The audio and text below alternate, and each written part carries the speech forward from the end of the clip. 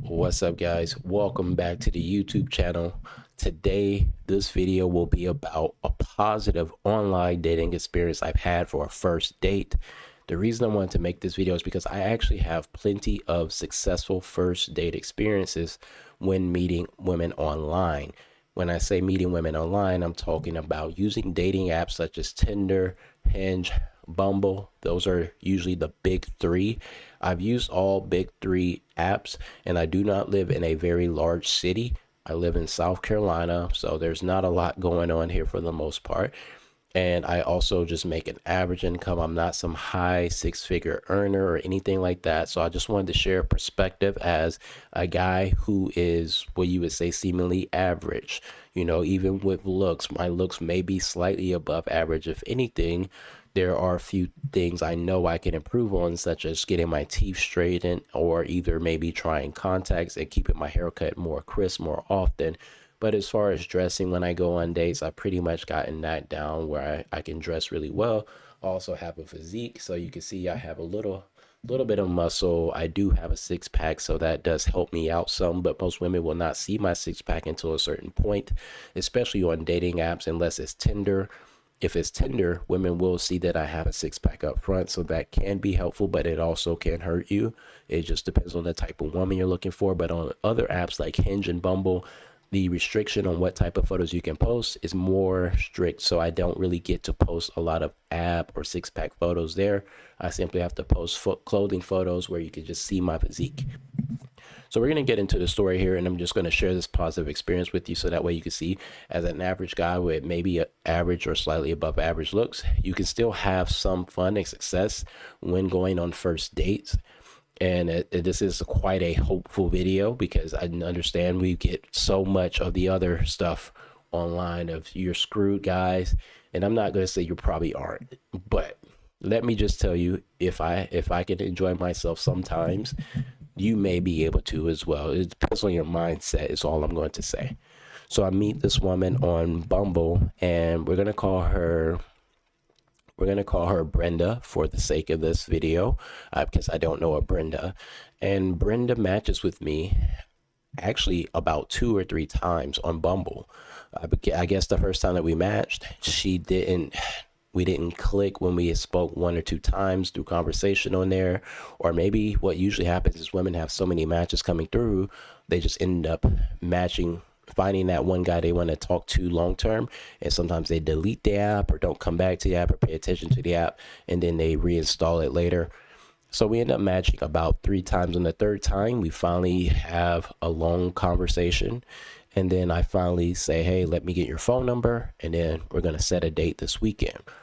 When it comes to setting the date, you can tell she obviously is not used to a guy setting a date, because she tries to help me plan the date by trying to say, hey, where do you want to go? Do you want to go here and around what time? So I had to correct her and let her know, hey, don't worry about it. I just need to know what side of town you live on, and then I'm going to let me know what time you're free, and I'm going to plan everything, okay? So I actually had to call her on the phone because she was texting me so much, asking me for all these details. I said, wait a minute, just tell me when you're free. I will plan it. So what I did is I planned my typical casual first date experience, because on my profile on Bumble, it did say I wanted to date casually. On Bumble, I explained to her what that means. It means that, hey, I may ask you to go out on dates with me and we can go out and have fun. It may include having sex every now and then, but it's not really exclusive to that. And it's not so much that we have to. I'm usually just going and having fun, and whatever comes with it comes with it. And I said, you can still do whatever you want to do. If you're going to go on other dates, I'm not going to be questioning you about it and things like that. So she knows it's going to be casual. I set it up to go for some ice cream. And I always choose ice cream because what I had learned from dating is, even though women online will say this is a low interest date, uh, for me, I learned that you could learn a lot about women quickly doing some ice cream, and learn enough that you can continue to date if you want to, or that could actually be the full date. It's just going to get ice cream. So I set it up that way purposely, so that way if we just eat our quick cup of ice cream and we don't like each other, or I'm not feeling her, I can just go on about my day and it's a very short date. So we went there. She dressed nicely, so I gave her points for that because I realized, oh wow, she put some effort into her appearance. We ate ice cream, and when they get ice cream, I usually use that as a time to start learning more about them because I look at what ice cream they pick, and I always ask questions about their favorite flavors or how she came to choose that specific flavor, and I always give them opportunity to recommend me one. I will say, hey, I haven't tried a lot of these ice cream flavors before. What do you recommend I try? And sometimes that sets it up where she'll say, well, you could try some of my ice cream and then you should probably get this flavor. So I do that so that way we get a chance to like kind of little bond a little bit over choosing flavors and things like that. So we sat down, we talked, and we were clicking, we were vibing. And after we eat the ice cream, it takes about 20 minutes at the most, and we're talking. I can see that the conversation's going well enough that we can continue it. However, I already had plans for the rest of my day, and usually what I do it on a date is if I have further plans, because this was a daytime date, it was in the middle of the day, I say, hey, I'm going to do this. Do you want to come with me? And I offered her to come to a festival with me. She said no. I said, okay, well, I'm going to go ahead and continue and go on to that festival because it's going to be starting in like an hour. So I said, I'm going to probably just go ahead and go to that festival, and then maybe we can go on another date sometime. And she said, well, is that it? I said, what do you mean? She was like, well, that's the end of the date? I said, well, I mean, I got some time to kill. I said, look at this. We could do this. We got Dave and Buster's right here. We could just pull up there. We can chill there for a minute. I can show you some cool stuff over there at Dave and Buster's because I have a specific talent that I'll go into later. So she says, yeah, of course. We go over to Dave and Buster's. So I say, yeah, follow me over there real quick. We'll hang out there. We go over to Dave and Buster's and we're playing arcade games. And then my specific talent was I'm actually very good at dancing. And more specifically, I'm really good at the arcade game that you've probably seen a bunch of nerdy people dance on. Well, obviously, I look nerdy, right? But I'm actually good. I dance on the Pump It Up machine that has that dance pad. So I actually danced on that pad as part of our date, showing her like, look at my skill because I'm very confident. I've been doing it for 15 years. She was very, very impressed with it. It was just like what most people are. And then we continue to shoot basketball and all those typical other things that you do at Dave and Buster's. After that, she still did not want the date to end. She says, is that it? Because I was like, all right, well, it's getting close to an hour. I'm about to go. But this has been a fun date. She said, well, you want to get some drinks or something at the bar? Because Dave and Buster's has a bar.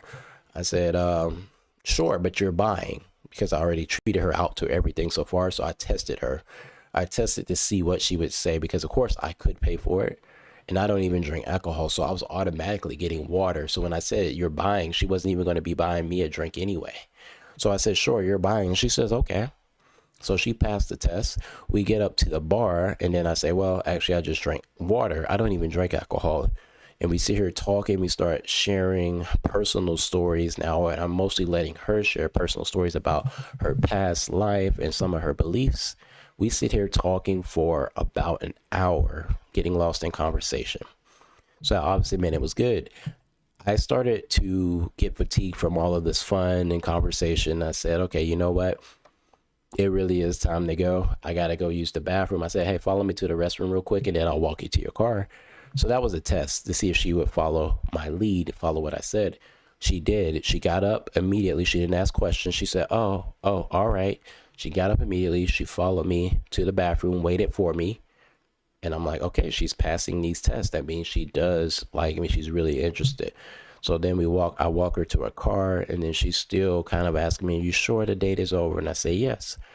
Now we sit here, we babble for about 30 minutes. And I said, you don't want to go to a festival with me, but I'm still going to go. So I'm going to go to the festival. I said, you know what? I'll hit you up later. Maybe during nighttime, we'll see what's going on. Maybe we'll meet up again. Who knows?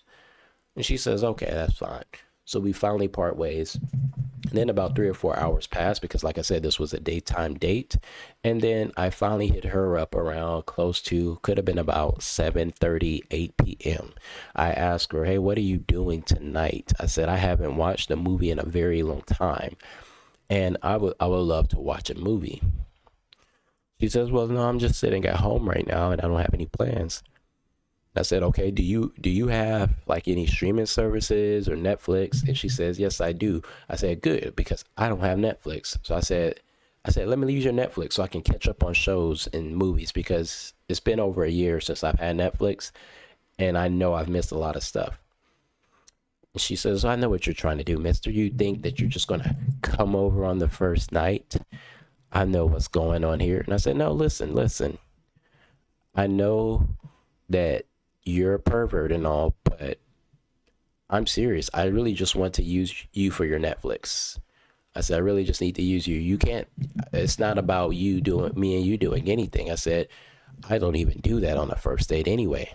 This is what I'm telling her. I said, plus, I don't want you to touch me. I just need to, we could talk, but you got to keep our hands to ourselves now.